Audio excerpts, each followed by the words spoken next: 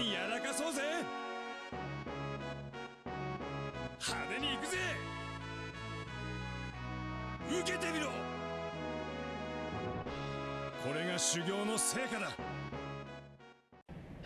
Alright everyone, Sabin Saga 38 meets the Kefka-clysm. Full FF6 team comp. I did try this with a friend, Leo, and yeah, there's no support in this party, so using a Leo friend with the enemy having multiple turns in my own Leo, it just didn't result in as much delay and damage as I needed. And then I found Soul DFFOO's Eald'narche here, and yeah, I just really wanted to just stomp this because this chaos has actually frustrated me quite a lot, trying to go with no synergy. I could have done this with Kais, but I didn't have any great Kais friends, so yeah, the team is fully sphered. I'm so excited. My first chaos battle with 9 spheres on the party. Yeah, I decided that I was just gonna run this with voiceover because when I ran through this with commentary, I was like a little overly negative for what I prefer for these videos. Like I'd rather them be interesting and helpful for both of them, and so yeah, I wasn't getting that. But anyway. The fact that the first 3 waves are basically very tanky trash waves that inflict virus on you, which prevent you from gaining buffs, can be very annoying. So the fact that Kefka and Leo both have virus here isn't a big deal because their buffs are actually, they have durations that are longer than virus, so no problem. But you'll notice that I'm very unlikely to use a skill when there's virus. Now all 3 of them have virus. And also note that I'm about to use my 4th aura cannon in the wave. I should never need to do that on what is considered a trash wave. But I am aggressively using aura cannon because wave 3 absorbs holy and wave 4 absorbs holy, but just the main boss. So really my goal was to have like 1 or 2 aura cannons for the last wave, just to use on ads for keeping my buff up. That was really the priority here. Yeah, this team comp is is ridiculous. There's no support. So Leo has a max brave aura and he has HP regen. He's our healer. But I'm going without a support basically because of Kefka and his ridiculous defense debuff. He has such potent defense debuffs, and then Leo himself adds 50% brave damage to hit weakness. So actually it might be 100 and it hits weakness, but basically we've got defense down on the enemies, and Kefka brings tons of AoE. Sabin is mixed AoE, but probably more AoE than single target, really. And Leo is heavy single target. So, yeah, this certainly, it's a really fun team, for sure. So Sabin's basically skill spamming, and it's great. Keep in mind, I did gem pull this banner. I gem pulled for Eald'narche and for Garnet. I got Garnet first, I think with maybe 4 pulls. And then I ended up needing to go up to 9 pulls to get Eald'narche. And then I ended up doing a 10th pull just because I still, from all those pulls, I basically just got Garnet 15s and that was it. And so I still lacked most of Eald'narche's kit. And I did not have his 35 or Garnet 35. So I did 1 more pull to get a book. And I now lack Power Stones to MLB Garnet's 35 and Eald'narche's 35, which is sort of annoying, but I'll figure it out and probably sell some older weapons wherever possible, even though it's the best weapon I have for the character. So yeah, you can see this whole strat through these first 3 waves is very much about maximizing what I get out of the skills, and making sure that, like, if I use a skill with Leo to battery the party, I'm more likely to immediately use HP plus with Sabin and Kefka. But yeah, basically all of them don't do as much damage as they would do with a support. But I super wanted all of them to run together because this boss resists HP silence. So it's actually not a big deal to push off buffs, like push off Kefka's buffs. You could see my Phantom Rush there. The first 5 hits got absorbed. And then the second 10, or the next 10, basically hit for weakness damage. So yeah, Sabin ignoring defense is going to be super, super important. Leo keeping his buffs up is super important. The boss does cleanse debuffs. So you might think like, oh, cleansing debuffs. Why are you taking 3 characters that all depend heavily on debuffs? There it goes. It doesn't matter because they're all so good. So right here, using Leo's AA was great because it meant that my free skill, I'll be able to use Master Blade. If I used EX right there, then basically it meant that I would have to waste my free skill on Call for Precision Strike, which is okay if you do, but you can see how good Sabin's delay is throughout this, cleaning up turn orders and everything. But honestly, this is only possible because of Kefka. If you look at like who the key character is for this, it is for sure Kefka.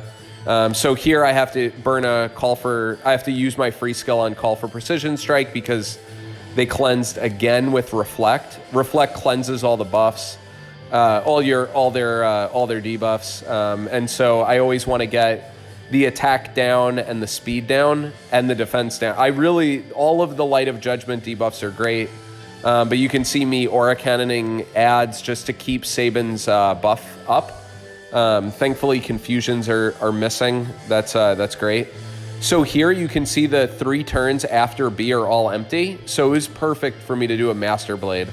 What you don't want to do is, like, if I Master Bladed B right now, it would basically just cause the turn order to be CAB and would add no value. So if B is the last one to go, it's actually pretty solid. Now, what I did here was a huge mistake, right? And this is why I wanted to add commentary, is I absolutely should have waited for the ads to be at max health with Eald'narche before I swapped for him. So friend Eald'narche is completely busted, just like friend Realm was busted also in Cosmos era. But the issue is that I'm about to kill the ads and Vortex would kill them, and both of his skills have splash or split damage. So it resorts in me actually using Eald'narche here in the worst way possible, which is spamming his HP plus. You can see, like here, he's at 2 turns left, and he's gonna do an HP attack and not use a turn. So your friend Eald'narche, like if you watch against fast bosses or 3 bosses, friend Eald'narche can usually use all of his skills. He will get 14 plus turns because all of his free turns from Warp don't work toward his turn count. And this is why he's actually a complicated unit to play. Anyone that's like, people are overcomplicating Eald'narche. Okay, so yes, you can maybe briefly explain Eald'narche, but honestly, all the explanations that I've seen of Eald'narche usually got something wrong. Either they got his general skill usage wrong, or they got like sort of his general usage just off. And I don't want to be overly critical. I'm just basically saying that he's a complicated character. That's all. I am going to be covering him on the TCC podcast this week, so do check out the podcast. I think it'll be fun with us covering Eald'narche Garnet and Entropy 13. And then also any surprise, because the podcast is going to be going on live when we get the next banner. And so that could be Cater. We'll see.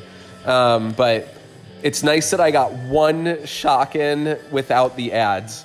So that was good. But yeah, Eald'narche would have been able to deal so much more damage if I waited for the ads to be at full health. Like right after they got resummoned, that's when I should have done it. But I unfortunately made that mistake. So even though it's probably, people are going to look at this and say, oh, you used friend Eald'narche, of course you completed. Well, I completely misused him. So it's a good example to people around how to not use him, which is don't use him against trash waves or against ads that are about to die, because it's greatly going to lower his damage ability. And on top of it, I'm using him with a delayer. So Eald'narche in your main party is good with a delayer, because while Warp is a really good debuff and it gives Eald'narche free turns, Eald'narche isn't like Realm, where Realm is batterying your party on her free turns. Eald'narche doesn't do that. He's just pressing HP plus, usually. So you taking away some of Eald'narche's free turns, not really a big deal if it's more important for you to get terror back on the bosses so that they can't move. So that's why using Eald'narche in your main party with a delayer is actually can be a good thing, and why it's complicated also, is that for certain bosses, you may say, oh, well, you know, Eald'narche has a really slow EX. It takes 3, his EX needs 3 abilities to recharge, and he only has 14 skills. So yeah, you're gonna run out of skills if you're spamming. He doesn't recharge like Yuri. He recharges his skill 2s after he uses skill 1 once the first time, and he dispels exoplates. So I mean, he's a pretty complicated character to even explain, which is why it's hard for anybody to explain it. But taking away Eald'narche's free turns, not a big deal. You can use him with a delayer, and it'll certainly be fine, because it gives you the time to recharge his EX and use terror and just keep the bosses completely locked down. So there is that. You can see like friend Eald'narche did some work. He did a lot of work, but boss is still above 50%. So Sabin has his work cut out for him, and as well as this whole party. You'll actually see Sabin and Kefka are constantly dealing 9s throughout. Kefka's blind is actually amazing, right? Even though they resist HP silence, who cares? Like, getting to inflict 12 turns of blind on all the enemies is extremely, extremely strong. I love it. So this is another very clean delay because B was by himself. But it, like right now, delaying B would not be good because I would just push him in line with A. So it changes based on, you know, sort of the situation. But yeah. In general, yeah, so I'm definitely excited. I'm glad I have Eald'narche. I think people are going to get tired of seeing his HP++ animation, but I think they're also going to enjoy getting to figure out how to completely nullify bosses. And then at some point, people will get tired of it, and then they will go back to it when they need it because of how strong he is. That's my general thought there. Yeah. Garnet is awesome and is adorable. But waifu too many. I definitely wanted her. Yeah, she's just such a wide support, and this is why I value her over Aphmau, is they both do similar things. They're both offensive supports. Garnet uses less buff slots. She has Imperil Enchant. And I'm not saying they actually are amazing together. Together, they're ridiculously meta. Garnet lacks the high attack aura that Aphmau has. So that's sort of something you have to keep in mind. Here, by the way, this is beautiful. Aura cannoning the ad to battery Leo and Kefka, so that Leo can use a free Master Blade and launch the boss. Oh man, so good. That actually might be why that this is one of the reasons that I got a nice damage boost. But I definitely use this technique here. to use AoE units to launch. Like, I didn't decrease the amount of damage the boss was taking, but I did get to battery my allies for free. So yeah, that was actually really nice that I got to take advantage of that. Super good. But yeah, just going back to Garnet, I think she's awesome. I do love that she's 2 elements. So similar to Sabin, I think she has a hard time getting locked out. You can knock her down a little bit by absorbing water or thunder, but then it just means that she'll be able to sit in the other stance more. And that's fine, because it seems like she sits in, well, it doesn't seem, I used her actually. I played JP from right around when Entropy 14 released. I was using an account for a friend while they did not have internet access in their country, and just trying to keep it alive. And yeah, using Garnet, I just sat in water stance. I had no idea what I was doing because I couldn't read abilities and I didn't know about reworks. This is back 6 months ago. But using Garnet with like Charlotta and Quistis was so much fun. It's like just a team of heavy batteries, and they could just sit back in HP plus constantly. They basically never needed to use skills, even though they had plenty of them. But yeah, Garnet tends to sit in one stance, and whichever stance is more important to her.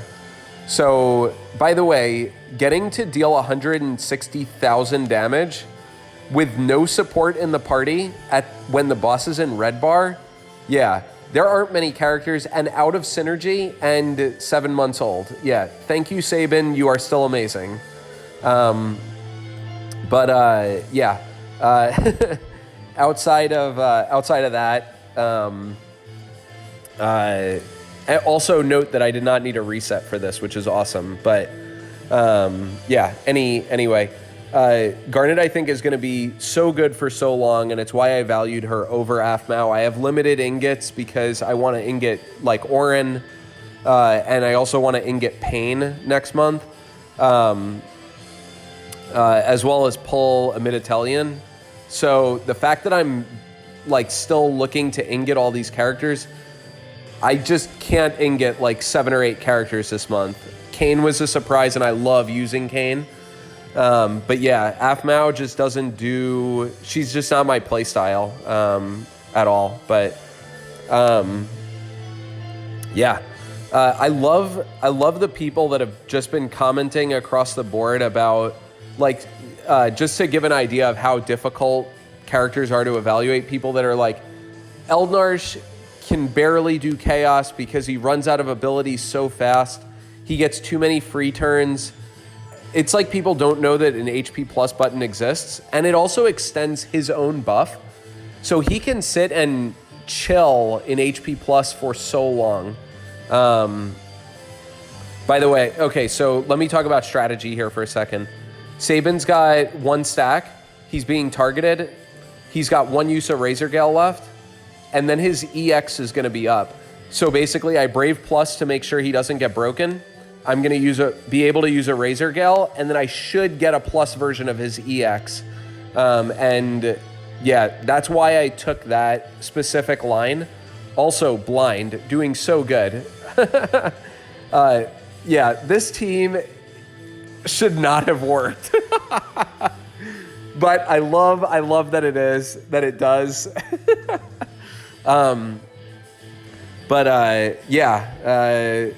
The character kits are so complicated now. They're just not straightforward, and that's actually why I give a lot of credit for Kane, right? Kane is one of the easiest characters to learn how to use, and he has a really high damage ceiling. You don't often get that from characters, and so, yeah, I feel like people have had their brains turned off for a little bit since the start of June with Arciela and Kais being able to trivialize content. And yeah, they're gonna have to wake up soon. We got Burst coming in just a few weeks, so it should be really, really exciting. I personally can't wait, and I will be ticketing for Squall. I'll ticket for Shantoto. I'll ticket for Vaughn. because I want their synergy for all those weeks. And I also think there is value in their kits. And yeah, I would like to ticket as many of the protagonist LDs as possible. But yeah, so we're getting down to it, because turn count is 98 and you get 100 turns. So what better way to hope to end a Sabin Saga than with Phantom Rush on the boss ignoring defense? 160k in your face. So, oh man, so close. I was 6 turns over when I tried Leo Friend. So Eald'narche Friend and Leo Friend was a 6-7 turn difference. But yeah, just arts. Kefka's got perfect 108 3C50. He's got Emperor for magic attack, Faris for an invisible poison effect, and Fujin for an invisible speed down effect that stack with his own. Sabin's got 108. He's got his buffed attacks, which he very much needed for this, as well as a 330. His spheres, I like mixing attack and brave damage, so 10% attack from Tifa, 15% magic attack from Papa, and Edgar is brave damage. Leo is now finally fully sphered. He's got brave damage from his own sphere, 10% attack from Vaughn, and then the best C-sphere in the game, in my opinion, is Garnet, the rare C-sphere that boosts attack for 6 turns when self-healing. So with like any C character that boosts that has HP regen in their kit, oh man, it's so good with them. It's good. It's great on Garnet as well. So if you love Garnet, and most people do, she's certainly good for it. And then on top of it, I got perfect. I got lower costed arts for Leo, and I have a 108 Master Blade. So if you need a friend Leo for Alexander coming up, yeah, just let me know. I am happy to friend as many people as I can to help, but my friend list is full, so I will have to reorganize. But feel free to comment with your friend code, and I'm happy to add you here without too much trouble. Yeah, check out Jin Lee's video if you want to know how to use Garnet. He did a great Garnet how-to video. I'm gonna put it on the website. I am sure someone's going to do an Eald'narche how-to. Otherwise, I will do it when I purple him. Again, I need Power Stones, and I will prioritize Eald'narche over Garnet because I need Eald'narche for Entropy 13. I'm going to throw him in there, and I'm hopefully going to use that for Sabin Saga. The final resting place for Sabin and Entropy will be 13, I hope. So it should be really interesting. Anyway, I'm trying to think if there's anything else I should ramble about. You can always comment with something you want me to ramble about. But in general, I think Eald'narche and Garnet are both awesome. Neither are required, but both are really fun and very interesting characters. I think this is the second best banner of the month. I think Saz and Raijin is the best banner of the month. Just because of it's very, very versatile, but Raijin is very different than Garnet. I just finished his analysis.